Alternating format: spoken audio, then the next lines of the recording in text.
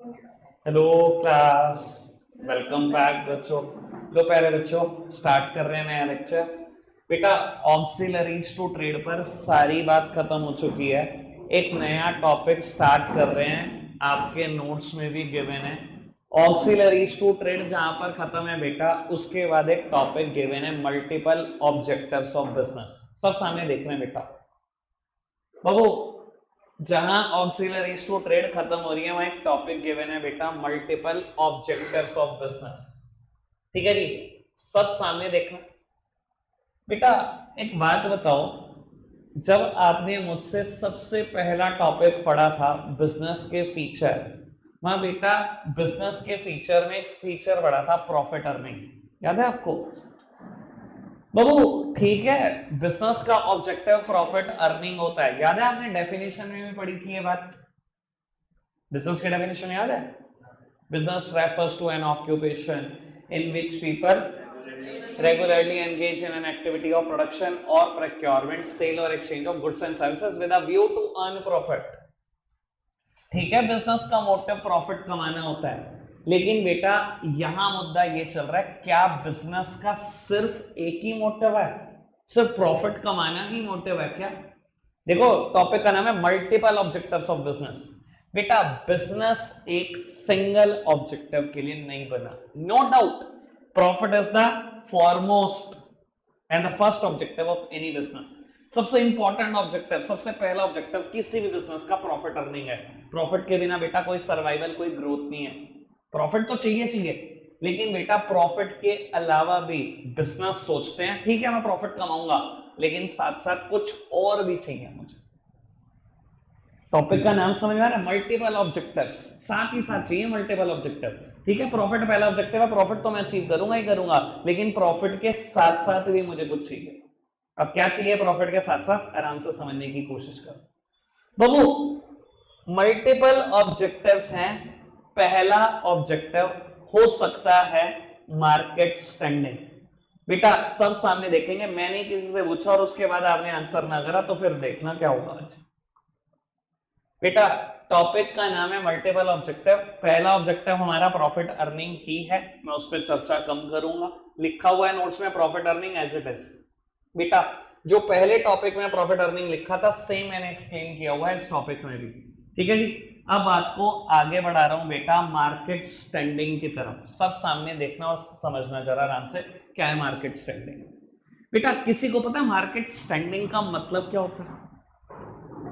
आप में से किसी को पता है मार्केट स्टैंडिंग का मतलब क्या होता है? कोई एक, चलो सामने देखो फिर। बेटा मार्केट स्टैंडिंग का मतलब होता है मार्केट कैप्चरिंग। कुछ लोग कहते हैं मार्केट कैप्चरिंग, कुछ लोग कहते हैं कस्टमर बेस। बाबू कुछ लोग कहते हैं your position in comparison to your competitor. समझाने की कोशिश करता हूं बेटा आपको क्या मार्केट स्टैंडिंग का मतलब। बाबू एक बहुत दूर एग्जांपल में लेके जा रहा हूं मैं आपको। मैं बेटा बात करने जा रहा हूं ईयर 2006 की, 2006 की। ठीक है जी, 2006 में मैं बेटा 8th क्लास में था। ठीक है, और उस टाइम पर ना मोबाइल फोन ना बड़ी तेजी से मार्केट में फैल रहे थे। ठीक है ना, लेकिन उस टाइम दो कंपनियां सबसे ज्यादा फेमस थी मोबाइल फोन बनाने की। बेटा one is Tata Indicom, Tata Docomo की बात नहीं कर रहा हूं, शायद आपने तो नाम भी नहीं सुना होगा। बेटा एक कंपनी थी टाटा इंडिकॉम और दूसरी थी रिलायंस। उस टाइम पर जो सिम पॉपुलर थी मार्केट में बाबू, उन सिम को बोला जाता था सीडीएमए। किसी को पता है सीडीएमए सिम क्या होती है? नहीं बाबू, सीडीएमए सिम क्या होती थी बेटा, जिस कंपनी की सिम कार्ड है उसी कंपनी के फोन में डल सकती थी। ये 2006 की बात बता रहा हूं मैं आपको। दो ही पॉपुलर कंपनी थी, टाटा इंडिकॉम, यानी कि टाटा इंडिकॉम सिम भी बनाता होगा तभी उसके फोन में चलेगी, और दूसरी थी रिलायंस, सिम भी बनाता था। रिलायंस कम्युनिकेशन धंधा करती थी, कंपनी का नाम था रिलायंस कम्युनिकेशन। ठीक है बाबू, लगभग लगभग अगर मैं मार्केट शेयर की बात करूं तो बेटा इन दोनों के पास मार्केट शेयर था 50%। बेटा ये मार्केट शेयर क्या होता है? बेटा मार्केट शेयर कह लो, मार्केट स्टैंडिंग कह लो, मार्केट कैप्चरिंग कह लो, कस्टमर बेस कह लो, your position in comparison to your competitor कह लो, सब बातें एक जैसी है। भाई सामने देख लो बेटा, ये सब की सब बातें बिल्कुल एक जैसी है। मैंने 5 वर्ड बोले बेटा। बाबू आपको पता है ये 50-50% मार्केट शेयर होने का मतलब क्या है? यानी कि अगर 100 कस्टमर घर से निकलते थे तो 50 लोग टाटा इंडिकॉम का फोन ले आते थे और बेटा 50 लोग रिलायंस का फोन ले आते थे। इसको बोलते हैं मार्केट स्टैंडिंग, कि आपकी मार्केट में पोजीशन कैसी है, मार्केट कैप्चर कितनी कर रखी है, कितना कस्टमर है आपके पास। यानी कि बेटा अगर मोबाइल इंडस्ट्री की बात करूं तो 50% कस्टमर अकेला रिलायंस के पास था और बेटा 50% टाटा इंडिकॉम के पास। समझ में आ रहा है मार्केट स्टैंडिंग क्या चीज होती है? बाबू अगले ही साल एंट्री करी सैमसंग ने, ठीक है, और कुछ फोन लॉन्च करे, कीपैड फोन। उस टाइम तक मार्केट में जीएसएम सिम आ चुकी थी। जीएसएम सिम मतलब किसी भी कंपनी का सिम कार्ड हो, किसी भी कंपनी का फोन हो, सब चलेगा, ठीक है। 2006 तक कहानी सीडीएम में पर टिकी रही। उसके बाद बेटा जीएसएम का जमाना शुरू हो गया। कुछ कंपनीज भी आ गई मार्केट में जिसको आप आज आइडिया बोलते हो। आपको पता है पुरानी कंपनी का नाम क्या था? आइडिया का पुराना नाम क्या था? एस्कॉटेल। पता भी नहीं होगा। कंपनी का नाम था एस्कॉटेल, ESCOTEL, एस्कॉटेल बोलते थे। बाबू वोडाफोन का पुराना नाम पता है? एक सेकंड बाबू, वोडाफोन का पुराना नाम पता है किसी को? वोडाफोन का नाम था पुराना हच, HUTCH, ठीक है ना। पग ब्रीड फेमस करने वाला हच था। हच के बाद वोडाफोन ने एक्वायर करा, वो भी पग से ही ऐड करता था, ठीक है ना जी। तो सर ये जमाना था, ये 2007 में कंपनियां सब एंटर हो रही थी। एस्कोटेल, हच, ये सब कंपनियों ने मार्केट बनानी शुरू कर दी। आपको पता है बेटा 2007 में ना कहीं जाकर नोकिया भी आने लगा। याद है? कभी सुने नोकिया का नाम? नोकिया का नाम शायद सबने सुना है। 2 फोन बड़े पॉपुलर हुए थे, 3315 और नोकिया 1100। मार्केट हिला दी थी, ब्लास्ट कर दी थी, अगर आपको पता हो तो। बेटा सब सामने देखते रहना। बेटा नोकिया ने मार्केट शेयर लगभग 10% छीन लिया था एक ही साल में। सैमसंग ने लगभग 5% मार्केट शेयर छीन लिया था इन दोनों से, और इनके पास मार्केट शेयर रह गया था 42.5%, दोनों के पास ईच।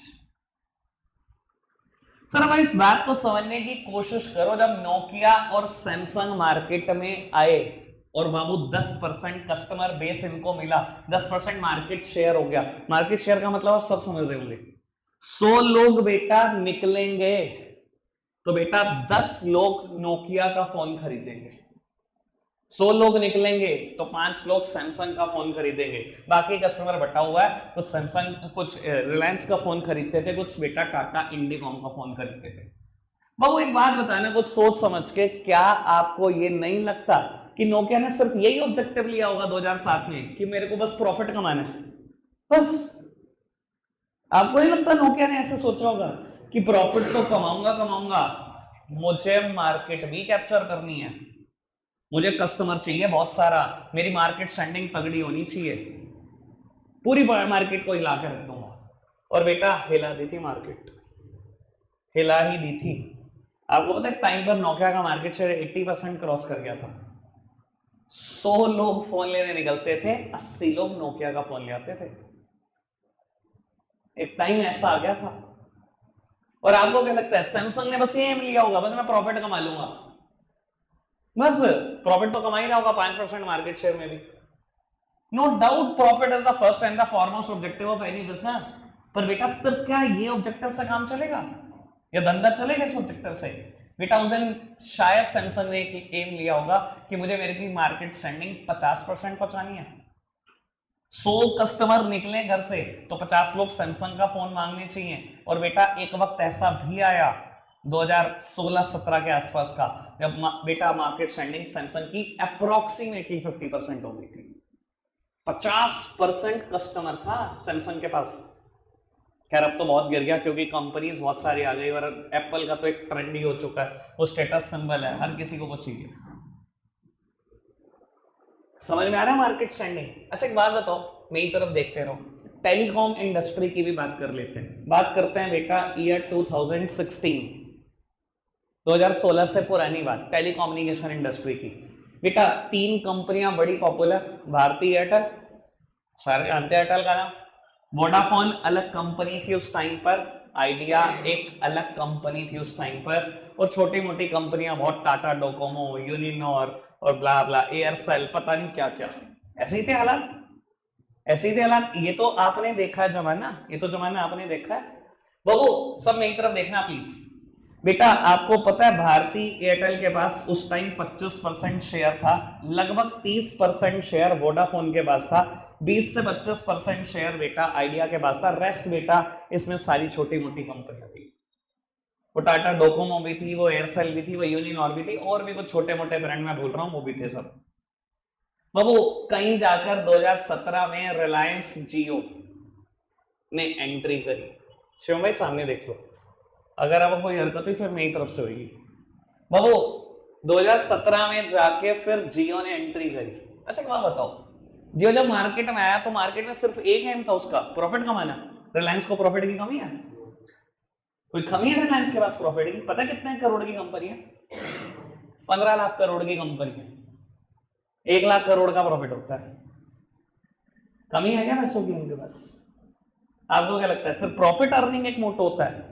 सर उसने एक एम बनाया, और आपको भी पता उस एम के पीछे कौन था, ठीक है ना, अनंत अंबानी, ईशा अंबानी।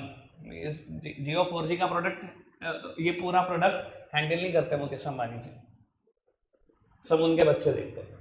उन्होंने यही एम बनाया कि मार्केट कैप्चर कर लेंगे पूरी की पूरी, छोड़ेंगे नहीं, जितने बड़े प्लेयर हैं सबको मार्केट से आउट कर देंगे। हमें हमारी मार्केट पोजीशनिंग बहुत तगड़ी चाहिए, मार्केट स्टैंडिंग बहुत बढ़िया चाहिए, हमारे मार्केट शेयर बहुत बड़ा होना चाहिए। और आज बताओ आज क्या हालात है? Where is BSNL? एग्जिस्ट नहीं करता। Where is Tata Docomo?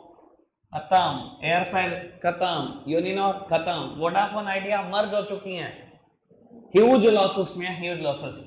बेटा मार्केट शेयर लगभग ऐसा हो चुका है, अकेले जियो के पास 75% मार्केट है, 75%। 25% में से 20% एयरटेल के पास है, 5% आइडिया वोडाफोन वी। पूरी मार्केट उड़ा दी भाई। बेटा कंपनीज का एक नहीं होता प्रॉफिट अर्निंग, मल्टीपल ऑब्जेक्टिव साथ साथ चलते हैं, ठीक है। Profit earning is the first and foremost objective, पर बेटा मार्केट स्टैंडिंग एक बहुत तगड़ी चीज है। समझते हैं मार्केट स्टैंडिंग? मार्केट स्टैंडिंग बोल लो, मार्केट शेयर बोल लो, मार्केट कैप्चरिंग बोल लो, your position in comparison to your competitor बोल लो, कस्टमर बेस बोल लो, सब एक जैसी बात है। मैंने 5 वर्ड दे दिए इसको, कोई दिक्कत कोई परेशानी तो नहीं है? बाबू डोमिनेटर भी बोल सकते हो, क्या होता है, कोई दिक्कत नहीं, एक जैसी बात है। आगे बढ़ाएं बात को, पक्का से बाबू? ठीक है जी, समझ में आ गया। मार्केट शेयर भी बढ़ाने की सोचती होंगी कंपनियां प्रॉफिट के साथ साथ, और कुछ भी सोचती हैं। बाबू एक और ऑब्जेक्टिव है इनोवेशन, और ऐसा मुझे नहीं लगता बेटा कोई भी एक बच्चा हो जो इसको, जिसका मतलब ना पता हो इसका। इनोवेशन का मतलब सबको पता है, सबने सुना है, ये वर्ड सुना है सबने, 9th class 10th class 8th class सब सुनते आ रहे हैं इनोवेशन। ये तो फिर बहुत अच्छी बात है, जब आप ये कह देते हो ना मैंने सुना, मुझे बहुत अच्छा लगता है, ठीक है जी। बाबू जिसने भी इनोवेशन का मतलब सुना है, कुछ भी बोलो इनोवेशन के बारे में, मुझे जानना है, एग्जाम्पल छोड़ के। बट इस इनोवेशन ये बताना, डोंट टेल मी 4G आ जाना इनोवेशन है, 5G वो तो मैं बाद में देख लूंगा, 4G 5G क्या। हाँ शुभम, किसी चीज का इन्वेंशन करना, यही? हाँ जी सर, नई टेक्नोलॉजी, बहुत बढ़िया। रेवोल्यूशन, बहुत बढ़िया। और बताओ? किसी चीज को मॉडर्नाइज करना, किसी प्रोडक्ट को मॉडर्नाइज करना, बहुत बढ़िया। और कुछ? न्यू आइडियाज, बहुत अच्छा, ये वर्ड मेरे को सुनना था, बहुत बढ़िया। और माई कुछ कहना चाहते हो? इनोवेशन वर्ड सुना है सबने? हाँ जी सर। सात्विक भाई कुछ कहना चाह रहे हो आप? अरे बता दे यार, अरे ऐसा थोड़ी होता है। कैसे बता भाई कुछ इनोवेशन कह रहे हैं बस? अच्छा इकट्ठा, इनके सारे की बात को इकट्ठा कर दो तो इनोवेशन हो गया। चलो मेरी बात सुनो बाबू, इनमें से कुछ कुछ बात ठीक है, कुछ बात बहुत गलत है, बहुत गलत। सर मैंने ना आपको कभी ना इंडियन ऑथर और फॉरेन ऑथर में एक फर्क बताया था। फॉरेन ऑथर पता है क्या करता है, बेचारा 3 लाइन की डेफिनेशन लिखता है किसी चीज को एक्सप्लेन करने के लिए। इंडियन ऑथर उसमें से पता है क्या करता है, 2 वर्ड काटता है, नीचे अपना नाम चिपकाता है, कहता है डेफिनेशन मैंने दी। उसे लगता है वो 2 वर्ड लिखने से सब कुछ सही हो जाएगा, जैसा भी खुशी ने किया। न्यू आइडिया, लोग बोलते हैं new technology, new idea, new technology innovation है सच में। चलो अच्छा भी करेंगे बात। डेफिनेशन पहले फॉरेन ऑथर ने क्या दी मैं वो बताता हूं।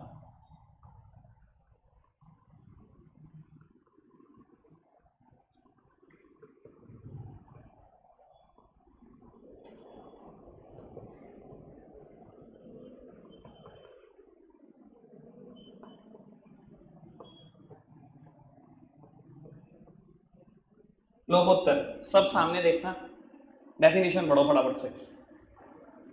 न्यू आइडियाज और methods of producing and distribution of goods and service is innovation. ऐसी डेफिनेशन फॉरेन ऑथर ने दी, इंडियन ऑथर ने क्या करा, बात का सब उड़ाया, लो जी अपना नाम चिपकाया जी, ये डेफिनेशन में किया भाई। खुशी है, खुशी लो सुनना। अच्छा क्या बताओ, new idea, new method, innovation है ऐसा बच्चे बोलते हैं, पर बाबू सच में नहीं है। मेरे दिमाग में वर्ड बिल्कुल नया आइडिया है, मैंने आज तक आपके थप्पड़ नहीं मारा, मेरे दिमाग में बिल्कुल नया आइडिया कि आज मैं सबके एक थप्पड़ मारूं, इट इज इनोवेशन। आपने बोला न्यू आइडिया इनोवेशन होता है यार, आपने बोला यार।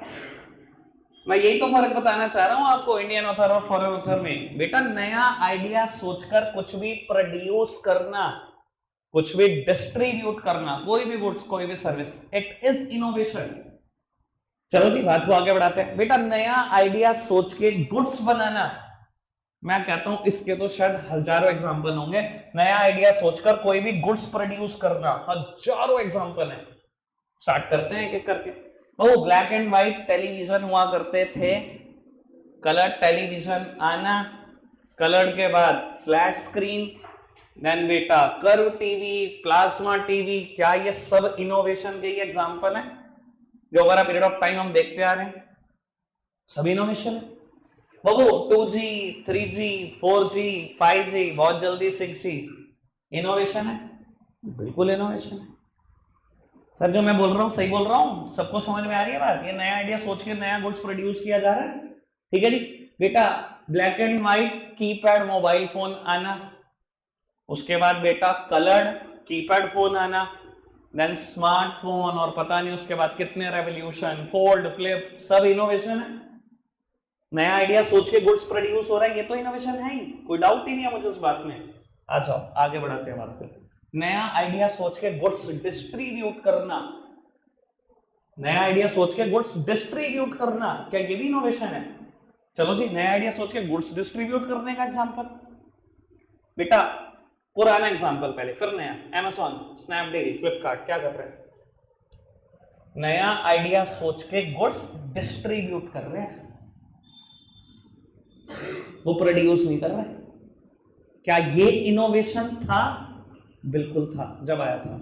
इससे भी बिल्कुल लेटेस्ट एग्जांपल जोमेटो, स्विगी। नया आइडिया सोच के गुड्स प्रोड्यूस नहीं करे, रेस्टोरेंट वैसे के वैसे हैं, उन्होंने नया आइडिया सोच के गुड्स डिस्ट्रीब्यूट करा। क्या ये इनोवेशन था? बिल्कुल था बाबू। What about UPI? नया आइडिया है सर्विसेज देने का, ये फाइनेंशियल सर्विसेज कहलाती हैं। यूपीआई के थ्रू जो पेमेंट होती है, क्या ये इनोवेशन था? बिल्कुल इनोवेशन था। हाँ बिल्कुल, लेकिन गुड्स डिस्ट्रीब्यूट तो कर रहे हैं हाँ, वो उनको सर्विस प्रोवाइड कर रहे हैं रेस्टोरेंट को, हमें तो गुड्स डिस्ट्रीब्यूट कर रहे हैं। और उनका अगर रेस्टोरेंट के साथ रिलेशन देखा जाए अलग है, हमारे साथ देखा जाए बिल्कुल अलग है। बाबू बात समझ में आ रही है अभी तक सारी बात? अब एक बात बताओ, कंपनी का ऑब्जेक्टिव सिर्फ ये होता है सिर्फ प्रॉफिट कमा लो, साइड हो जाओ? इनोवेशन नहीं सोचती कुछ कंपनियां। अच्छा नहीं सोचेंगी प्रॉफिट कमा लेंगे? ईमानदारी से बताना, आज सैमसंग सोच ले कि मैंने जितने फोन प्रोड्यूस कर दिए बहुत बढ़िया, बस इसके बाद कुछ नहीं प्रोड्यूस करूंगा, सर बढ़ जाएगी आगे? सर बढ़ सकती है आगे? अगर सैमसंग फोल्ड और फ्लिप ना लाता तो बाबू सच बता रहा हूं मार्केट शेयर बहुत तेजी से फॉल हो रहा था सैमसंग का। ये जो सैमसंग बाद में सीरीज निकाल रहा था ना, ए सीरीज और एम सीरीज, पिट गई थी बहुत बुरी तरीके से। अगर ये जेड फोल्ड जेड फ्लिप ना निकलते ना तो मार्केट शेयर बड़ी तेजी से गिर जाता। सर ये इनोवेशन ही है जो टिका के रखता है आपको मार्केट में, ठीक है ना। व्हाट अबाउट फायरबोल्ट, एक कंपनी है स्मार्ट वॉचेस बनाती है, ठीक है ना। मजाक से हट के बोल रहा हूं बेटा, लास्ट ईयर ना 365 दिन में से 365 मॉडल लॉन्च करे, यानी कि एक दिन सो के उठो अगले दिन सुबह एक नया मॉडल होता है उनका। एवरेज में 365 दिन में 365 मॉडल।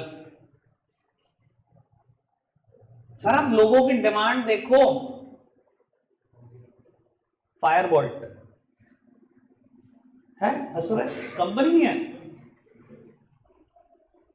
ऐसी हंस रहा था मेरा पहले दिन तो आया था ये 10वीं कितने पास कर दिया। गलत पंगा लेता है ये, माइक है मेरे हाथ में, भूल गया तो नो स्कैम से हूं मैं। इधर देखना जी, बात समझ में आ रही है। बट पता है कितने मिलियन प्रोडक्ट सोल्ड है? कुछ भी चिपका देती है ना। 1 करोड़ से ज्यादा प्रोडक्ट बेच चुकी है इंडियन मार्केट में। कुछ नहीं होता, लग रहा है ना चुनना, ये भी लगाने का आर्ट है। मैं भी तो तेरे को लगा ही रहा हूं, आर्ट है बाबू। इसी बात के तो पैसे हैं, वरना हम भी आपके जैसे हैं।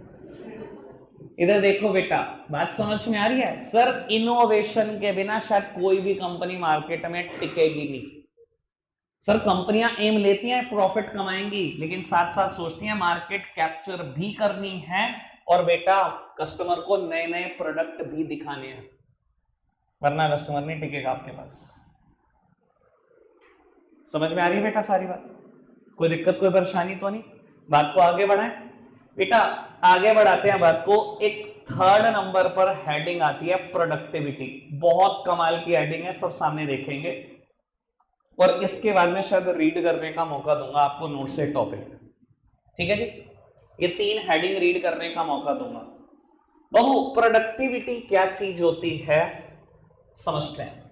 एक बात बताओ, मेरी ऑर्गेनाइजेशन में आज एक एम्प्लॉय आया, ठीक है, मैंने उसको बिना ट्रेनिंग दिए 100 यूनिट्स ऑफ इनपुट दी थी। मैंने कहा काम कर, ये 100 यूनिट है रॉ मटेरियल की, इससे क्या कर फिनिश गुड्स बनाकर दिखा। ट्रेनिंग नहीं दी, ठीक है। वही करेगा जो आप सोचते हो, जो मैं सोचता हूं, बहुत सारी वेस्टेजेस करेगा, बहुत सारी वेस्टेज करेगा। वो उसने क्या करा, 70 यूनिट खराब कर दी और 30 यूनिट मान लो कि सही बना दी, ठीक है। 30 यूनिट सही बना दी, 100 यूनिट का रॉ मटेरियल दिया, 70 खराब कर दी, 30 सही बना दी। वो किसी भी कंपनी की प्रोडक्टिविटी पता क्या होती है? Ratio of output in comparison to the ratio of input. मतलब मैं बोल सकता हूं इस एम्प्लॉय की प्रोडक्टिविटी 30% है। रीड करना आना चाहिए, रटना नहीं। 30% है प्रोडक्टिविटी। मैंने कैसे डिसाइड किया? Ratio of output in comparison to the ratio of input. अगर 30% उसकी प्रोडक्टिविटी है, इससे समझ जाना चाहिए कि अगर इसको 100 यूनिट देंगे ना रॉ मटेरियल की, तो बस 30 ही सही बना पाएगा आउटपुट, ठीक है जी। कोई दिक्कत कोई परेशानी तो नहीं, ठीक है। इस एम्प्लॉय को बोल जाते हैं मैंने। अच्छा बात बताओ, किसी कंपनी की प्रोडक्टिविटी 100% होती है क्या? यार जिंदगी में ना 100% ऐसी ना कोई चीज नहीं होती, कुछ ना कुछ वेस्टेज जरूर होती है। बाबू किसी भी कंपनी की प्रोडक्टिविटी आपने सुना है 100%? सुना है? सर मुझे नहीं लगता जिंदगी में 100% प्रोडक्टिविटी जैसी कोई चीज होती है। कुछ ना कुछ वेस्टेज किसी ना किसी फील्ड में हमेशा मिल जाएगी आपको। एक बात बताओ, आप फैब्रिक लेकर आते हो कोट पैंट सिलवाने के लिए, शर्ट सूट सिलवाने के लिए, सर 100% यूज हो जाता है? कुछ वेस्टेज होती है फैब्रिक में या होती नहीं? होती है। घर पर फर्नीचर बनवाना है, प्लाईवुड खरीद कर लाए, सर 100% फर्नीचर में यूज हो जाता है? कुछ बचता है? कुछ ना कुछ वेस्टेज होती है। मानते हो दुनिया के हर प्रोडक्ट में कुछ ना कुछ वेस्टेज होती है? और बाबू हर ऑर्गेनाइजेशन का एम्प्लॉय कुछ ना कुछ वेस्टेज करता है, हर ऑर्गेनाइजेशन का एम्प्लॉय करता है। अच्छा एक बात बताओ, आप बहुत अच्छे मूड से आज स्कूल गए उठ के, बहुत अच्छे मूड से, क्या जाऊंगा मस्ती करूंगा, बच्चे कह रहे क्या बात कर रहे अच्छे मूड से, वो भी स्कूल, नहीं वो तो बात ठीक है कि नहीं जाया जाता, पर गए मान लो आज बहुत अच्छे मूड से, और टीचर आई पहले पीरियड में 2 लगा दिए, मैं मुझे बताओ आज करोगे क्या पूरे दिन? आज बाबू वही करोगे आप, स्कूल के रिसोर्सेस पे गुस्सा, मन तो करेगा टीचर के बदले में 2 लगाए जाए, पर बाबू इतना हिम्मत थोड़ी आपकी, स्पेशली इन स्कूल, वो बात अलग है कि बाहर मिल लो। तो सर करोगे क्या आज, स्कूल के रिसोर्सेस पे गुस्सा निकालोगे? बड़ा ऑब्वियस आंसर है, ठीक है ना। आज कोशिश करी जाएगी कंपास ढूंढ लो स्कूल की डेस्क में, तेरी ऐसी की तैसी, ठीक है ना। टॉयलेट में जाके अपनी बड़ास निकालोगे, कुछ ना कुछ लिखोगे टीचर के बारे में, और क्या करोगे तुम, ठीक है ना। थोड़ा सा कैमरा का विजन खराब करने की कोशिश करोगे, मतलब मैं सारे आइडिया दे रहा हूँ तुम्हें क्या क्या करना चाहिए। सर सॉइल फेंक दोगे बच बचा के, विजन खराब करोगे कैमरे का, ये सब कुछ कर सकता है आदमी। सर सेम काम अगर ऑर्गेनाइजेशन में एम्प्लॉय के साथ हो जाए तो, एम्प्लॉय गया बहुत अच्छे मूड से, सुपरवाइजर ने भाई साहब आज बैंड बजा दी जाते, क्या होगा? बच्चों काम आप स्कूल में करते हो, वो काम वो ऑर्गेनाइजेशन में करेगा। वो रिसोर्सेज पे गुस्सा निकालेगा ऑब्वियसली, रॉ मटेरियल के ऊपर जानबूझ के दिखाएगा मैंने मेरे से मिस हैंडल हुआ, गिर जाएगा, तोड़ देगा, ये सब कुछ करेगा। तो वो किसी भी ऑर्गेनाइजेशन की प्रोडक्टिविटी, बाबे भाई सामने देखो, हो सकता है दिमाग में कुछ और बातें भी हो आपके, स्कूल के रिसोर्सेज को कैसे खराब करना है अभी जान लेंगे हम आपसे। बाबू किसी भी ऑर्गेनाइजेशन की प्रोडक्टिविटी 100% नहीं होती है, मैंने समझाने की कोशिश करी, क्योंकि एम्प्लॉय कुछ ना कुछ गड़बड़ करेगा ही करेगा, ठीक है ना जी। मान लो मैं बोलता हूं रिलायंस की प्रोडक्टिविटी ऐसे है, सामने देखो बेटा, 100 यूनिट ऑफ इनपुट वो यूज करते हैं, 5 यूनिट वेस्टेज है, और बेटा उनका आउटपुट 95 यूनिट्स है, दैट सिंपली मींस उनकी प्रोडक्टिविटी 95% है। मान लो रिलायंस की प्रोडक्टिविटी 95% है, ठीक है जी बेटा। अगेन मैं वो बात बोलूंगा, आपको क्या लगता है सिर्फ प्रॉफिट मैक्सिमाइजेशन, सिर्फ प्रॉफिट मैक्सिमाइजेशन के लिए ऑर्गेनाइजेशन बनी है? सर ठीक है, मार्केट स्टैंडिंग भी बहुत जरूरी है, ठीक है, इनोवेशन भी जरूरी है। बाबू आपको आइडिया भी नहीं होगा, रिलायंस भी हर साल सोचता होगा कि मेरी प्रोडक्टिविटी बस 95 से 96 हो जाए, बस मुझे सोच चाहिए, बस मेरी प्रोडक्टिविटी 1% बढ़ जाए, बस 1% प्रोडक्टिविटी। 1% बढ़ने का मतलब समझते हो? यानी कि 1% वेस्टेज कम हो जाए, यानी कि वेस्टेज 4 पहुंच जाए और ये 96 हो जाए, तभी तो 1% बढ़ी प्रोडक्टिविटी। अब वो रिलायंस के लिए 1% प्रोडक्टिविटी बनना पता कितने लाख करोड़ है। उन्हें तो कुछ भी नहीं करना, 1% अगर उनकी वेस्टेज कम हो जाए तो कम से कम 5, 7, 10 हजार करोड़ ऐसे बढ़ जाएंगे उनका प्रॉफिट।